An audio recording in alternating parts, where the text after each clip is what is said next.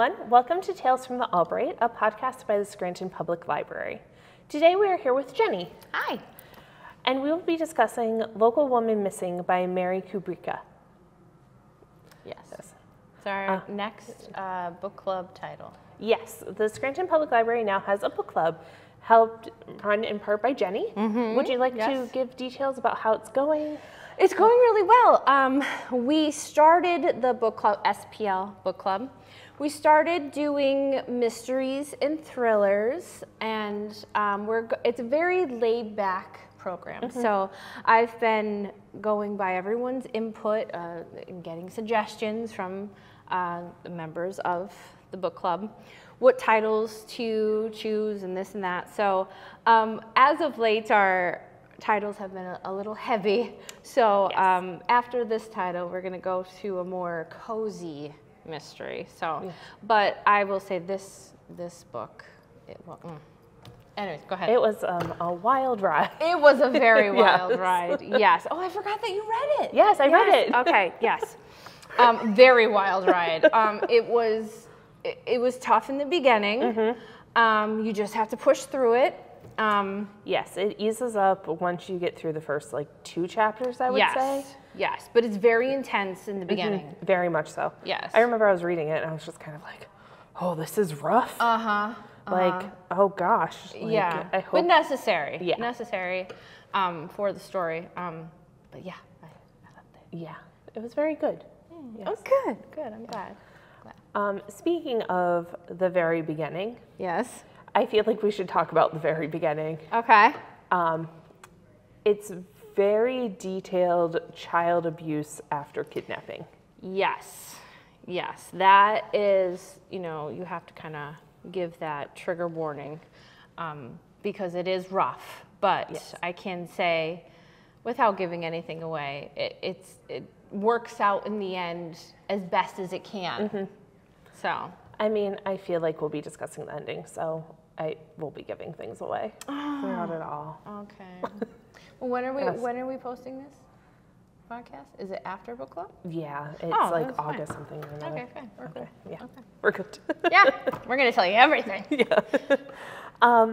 The one note I made in the very beginning. Yeah. Was because Delilah was kept in very dark, couldn't see conditions. Now we have to preface who Delilah is. Yes. So Delilah is the child of another woman who is missing. Yes. So we find out later on in the book what happened to the mother, mm-hmm. but the book begins with the child, Delilah. Yes. So. Well, it actually begins with Shelby being. Oh, yeah, Shelby, I forgot yes. about that. Okay. Ooh. Okay. Yeah, anyways. And then it goes to the child. Yes. Delilah. And Delilah's kept in a basement mm-hmm. and is very neglected, completely in the dark. Yes. It's very rough to read about. It is. Kept in complete darkness, mm-hmm. Fed kibble. Yeah. Basically. And I do think it alluded to some actual abuse. Yes. So that was rough too. Yes. But very much so. Yeah.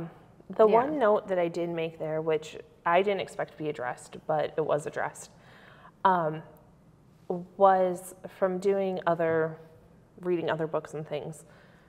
I was like, you start hallucinating because your brain fills in things when you're kept in complete darkness, because you hear accounts from people who have been trapped underground in the coal mines and situations like that where it's pitch black and your brain has to fill in things.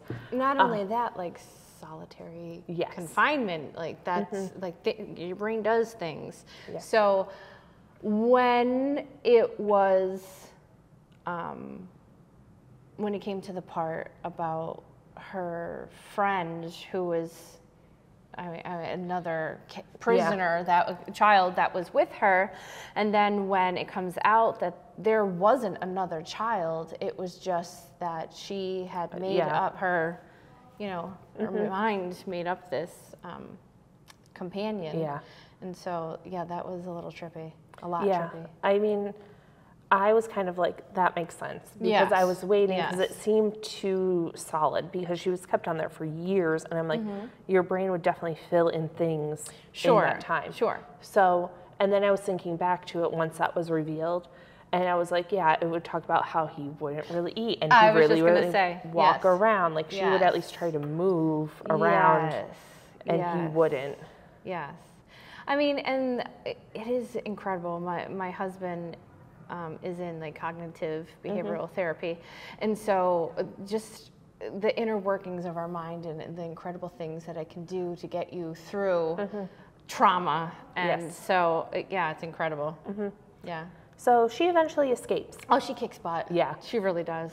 And she just runs through the woods, like just keeps going until a lady, I believe, walking her dog finds her on the side of the path. Now, we'll say, now in the beginning, it was, I think they said that Delilah was 10, 11, 12? Okay. So, to keep that in mind, she was, when did they had her like 8 years? Yes. I want to say 6. Okay. Something it was right a long in that range. time It was a long that time. she was missing, and she was in those kinds of conditions. So, being in those kinds of conditions, she was like growth was stunted and Development was yeah, absolutely. So, so she escapes, and she comes across a woman and her child. Yes. Yeah. I think it was so. a small child. It probably. And so then it goes to like present day. present day. Yeah. Or no, because it jumps back and forth between present day and the past. So I think it goes back to the past and showing like the family. Like, yes, because like just how the family, like the family dynamic. Yes. Yeah. It seems like it jumped around a lot, and it was kind of confusing until you got a hold of whose perspective and in what time. Now I listened to it too. So did you read it or I listen? read it. Okay. Yeah. Okay. So I mean, listening to it sometimes that's a little jarring, but you do get used to it. But yeah, and just the other characters, how they, I mean, it's like in all like writing, you think, oh, it's this one, it's this one, it's this one. So Yeah. It did have you on the edge of your seat. Yes, very much so. Just trying to, I feel like more so than who did it, I was just trying to piece together how everyone fit with each other. Yeah. Yeah. Because that was confusing too. It Every once in a was. while, like, not confusing, but that seemed to be the bigger mystery in my brain. Yeah. And then kind of just jumping right to the spoiler for the end. Did you see that coming? I felt like there was something weird going on. I didn't see exactly what happened coming, but I was just like, it seems like, I don't know how this is just going to be like answered in a fulfilling way. Yeah, Throughout I the will book? say, and maybe this is just me. Okay, so at the end of the book, you find out that, what's her name, B? Was it B? Yeah.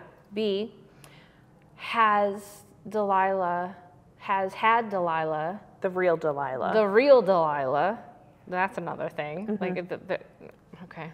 Anyways, the real Delilah has been in B's studio. Yeah, in the attic portion of In the B's attic studio. in the attic portion. Now, what is the name of B's companion? Kate? Kate. Was that okay? her? So Yes. Kate has said, "Oh, you know, B works a lot. She's always in her studio, and I know to give her privacy. I don't have any reason to go in there. And in the attic is just storage, this, that, and the other thing. That should have been a red flag for me. Like, why are you telling me this? Yeah. Why do I need to know this? So that was a little. And I will say, for me, I mean, I don't know. I guess that there's being respectful of someone's area, but I mean, I would go in my husband's office and I would just and be like, hey, what's up? Do you want, what do you want for dinner? Yeah. Like, hey, do you want mashed potatoes? You know? So I don't know. So that was a little odd too. Yes. And then the one thing I didn't like about the end was it felt like they made the real Delilah too adjusted. Oh, yes. Yeah.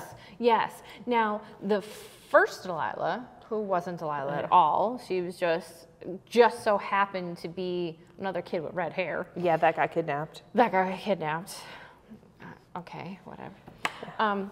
But when she is introduced back to her family, quote unquote family, she is very, I mean, she's struggling, of course, because she's been in confinement and been by in herself. confinement with the family that she thought she lost. Yes. And then now was like, oh, sorry, that was a mistake. You're going back to your real family now. Yeah. Here you go. Yeah. Like, and how they figured out, like, wait a minute, no, I don't think this is Delilah. I don't think this is my sister. It was just like a picture. Yeah, it was like the son's like school friend was like, hey, here's an article from when your sister got kidnapped. She doesn't have the same chin. Yeah, and he was the like, little cleft. Yeah, the cleft chin. And he was just like, I don't think that's her. Yeah. And then went to the dad, and then the dad went to the police lady, and the police lady was like, well, we lied. Oh yeah, because the police lady was shacking up with the dad.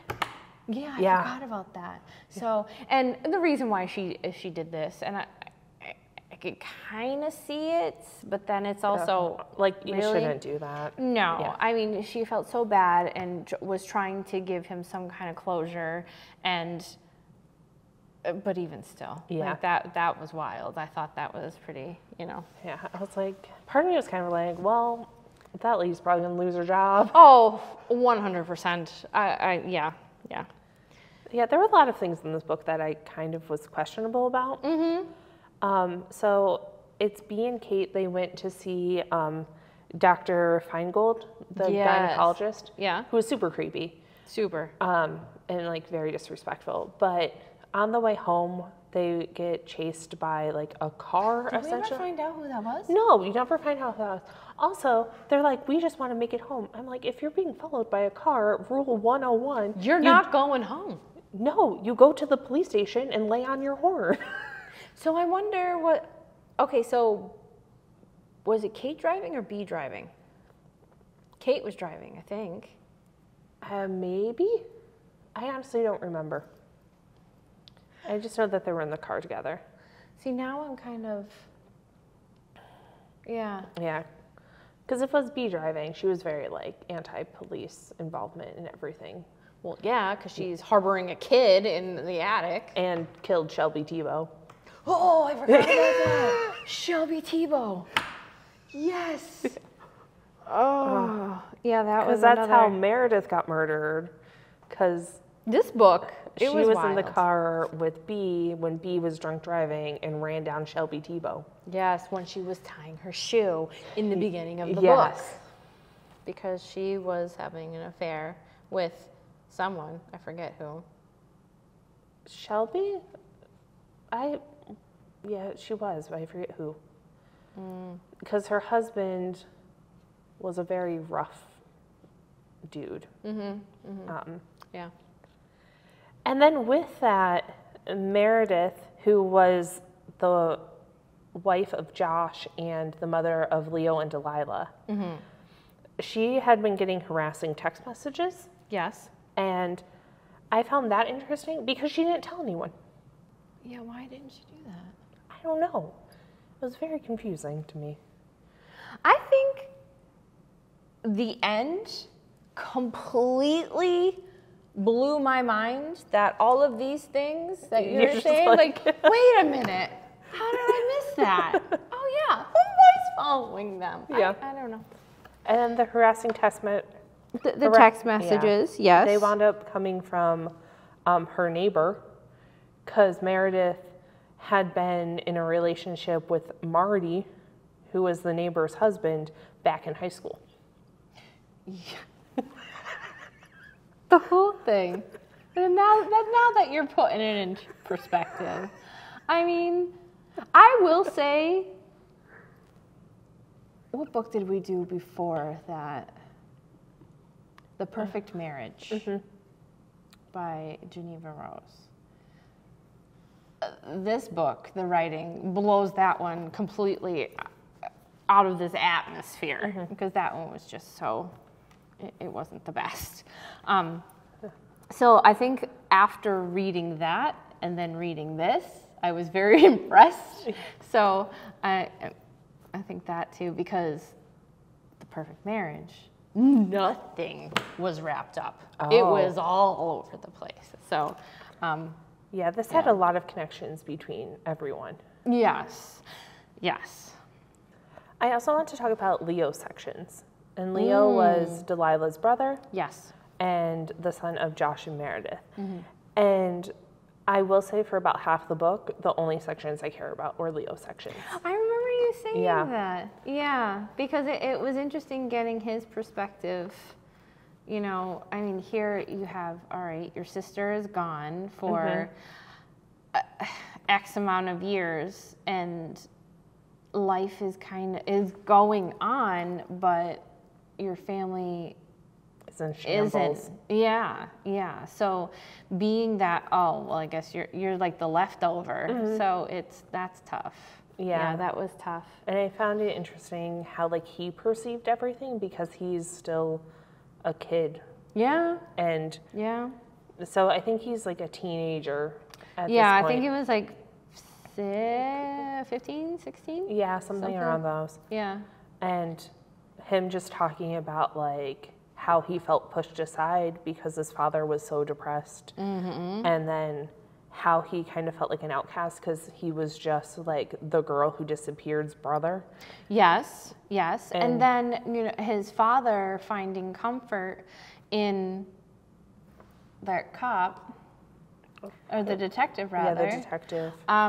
Okay, so he's finding comfort in her, but, you know, Leo is just kind of, I feel as though, did he have therapy? I would assume he. I mean, I would hope, but it didn't seem like it. It didn't say. Yeah, so, Detective like, Rawlings. How is he? Yes. So then, how is he dealing with? Not well. No, he didn't have anyone to talk to. He didn't have, and he was an outcast because of that. Yeah, that's tough. Yeah, and it seemed like even from when he was a kid, because you see him in daycare too. And speaking of that daycare, was. Speaking of daycare, I thought 100% that it was the woman that was running the daycare. Is that Charlotte? Yes. Yeah, and I found it messed up that Leo got locked in the toy chest and like no one knew. I gotta say, I may have done that to my brother in the past. No, I did. I locked him in our toy chest and I sat on it. Now, he was screaming bloody murder. I mean, you would have to be able, but I mean, in daycare situation, there are so many kids to how many supervisors or, you know, childcare providers. Did he just sit in there? It's like, okay, this is what I got. I guess I'll chill in here. I would be like screaming. Yeah. So Leo had a very rough go of it because he got locked in the toy chest. Then like the next week, his mom gets murdered and his sister gets kidnapped. And then all the reporters feel like the next book them. Needs to be like Leo snaps. Is there a next book? I don't know. I'm there just saying that would be intriguing. During our book club, so I guess I should give you a little, you know, what we actually do during the book club. It's awesome conversation, like how we're discussing this now. I have a great group of people. Yes, and they're all very consistent too. Yes. And what I do is I have a list of, you know, basic book club, your average book club questions, but then I also find people that come up with questions from the book or what the author has, and it's just open conversation. Just like, what do you think of this? And it's just, it really makes you think. Like we were talking before, I thought one thing about the book. It's neat to get other perspectives. Yes. Yeah, definitely. Because you can definitely read something and you take away one thing and somebody else takes away a completely different thing. Absolutely. And it's just fascinating to see how other people approach things from their own experiences as well. And who's to say, like, you read this and maybe there was something in the book that told you who was following them. Yeah. And then so, I mean, it always ends up that someone in book club is like, no, this is what happened. Yeah. Oh yeah, you're right. So, it's great. And I have people of all ages, and it's nice to get everyone's perspective, and I really enjoy the conversation. So, if you're interested, if book clubs are your thing, now I will say this is my first book club that I ever had, that I ever ran. So it's, like I said, it's very relaxed. But if that's something that you're cool with, we would love to have you. And you always have snacks. That's a selling point. I do. I have to have snacks. I'm a snacker. And coffee, and so if that's something that you might be into, and definitely join us. It is the book club is held on the third Wednesday of the month. If for any reason we have to reschedule, it's on our PR. But and I tend to have on our current flyer whatever the next book is going to be. So and I know I've heard, because normally I'm working when book club is happening. So I know I've heard you ask the group to vote on which book they would like in the future. So there is a lot of input. It's not just you and Jess being like, this is the book we're reading, and that's it. No, I want input, because I mean, you're not going to go to a book club if you don't want to read the book. And there have been titles that we've done. Now this is probably, I would say, maybe our sixth title, maybe fifth. And there have been titles that, people that were consistently coming, this wasn't really my thing, and that's fine. They still come to club just to hear everyone's input of the story. I think the purpose of a book club too is also to get you outside of your comfort zone, to maybe you find something that you may not have read originally, but you might love it. Well, here's the thing. It's funny that you say that, because as you know, I am a romance reader, for sure. So reading thrillers and suspense, and now film, love it. Those are my kind of movies. I love it. But books, I tend to not go towards that. So I like that it's something different, and a lot of the people that come to our book club, it's the same thing. They just want something a little different, something, out of their comfort zone. And so I like it. It's fun. It's fun. Yeah. And where can people get in contact with you if they have questions about the book club? Oh, yeah, absolutely. You can shoot me an email. My email address is jshoner, SHOENER, @albright.org. If you have any questions, let me know. If you would like to register for book club, I do take registration each month. Our website, www.albright.org. You can check our calendar and register there. Sounds good. Okay. Thank you for being here. Thank you for deciding to talk about the book club. Absolutely, yes. Definitely join if you have any interest whatsoever. If you want to listen to past episodes of Tales from the Albright, you can do so on the library's website, or on SoundCloud, Spotify, Apple Podcasts, or on YouTube, where it's being recorded and viewable if you would like to see us now. And if you have any questions, comments, anything at all, Feel free to email me at aloney@albright.org. That is ALONEY @albright.org. Or feel free to call the library at 570-348-3000. Thank you.